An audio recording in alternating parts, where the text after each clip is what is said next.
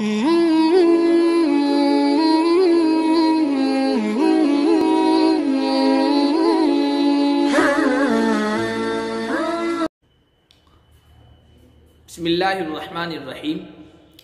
मज़हब इस्लाम ने अपने मानने वालों, मुत्तबईन और पैरोकारों को जितने भी अहकाम दिए हैं, जितनी भी हिदायत दी हैं और जो भी तालीमात इनायत फरमाई हैं, वो सब अक्ल के मेयार पर पूरी उतरती है।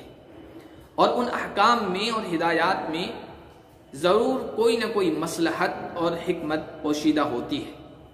अल्लाह ताला ने अपने जिन बंदों, जिन उलमा और सालिहीन पर उनके असरार और रमूज़ को मुनकशिफ किया है, खोला है, उन्होंने बड़ी तफसील के साथ उनको बयान फरमाया है। चंद चीज़ों को इस्लाम के हुकूक बताया गया है। हदीस शरीफ में कुछ बातों को इस्लामी हुकूक में शुमार किया गया है। उनमें से एक इत्तिबाउल जनाइज़, यानी जनाजे के पीछे जाना, जनाजे में शिरकत करना, जनाजे की नमाज पढ़ना। इत्तिबाउल जनाइज़, जनाजे में शिरकत को इस्लामी हुकूक इसलिए बताया गया है, इस्लामी हुकूक में इसलिए शुमार किया गया है कि उसमें मय्यत की, मरने वाले की इज्जत है, तकरीम है।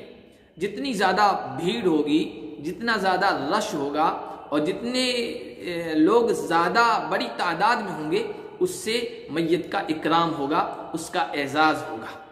इसीलिए जिसके जनाजे में ज़्यादा भीड़ हो जाती है, लोग उसको बड़ा सआदतमंद समझते हैं।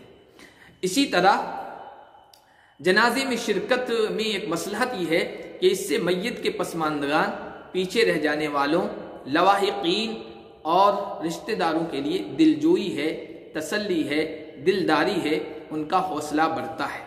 इसी तरह जनाजे में शिरकत मय्यत की तदफीन में, मय्यत को उठाने में और फिर उसके दफन करने में एक तरह की इमदाद है, एक तरह का ताउन है, एक तरह की मदद है। इसमें एक मसलहत और भी बताई गई है कि जनाजे में शिरकत के बहाने, चूँकि ज़िंदगी की दौड़ भाग में, कोशिशों में और झमेलों में इंसान वक्त नहीं निकाल पाता है, लेकिन मौत एक ऐसी चीज़ है जिसके लिए इंसान का दिल पसीज जाता है।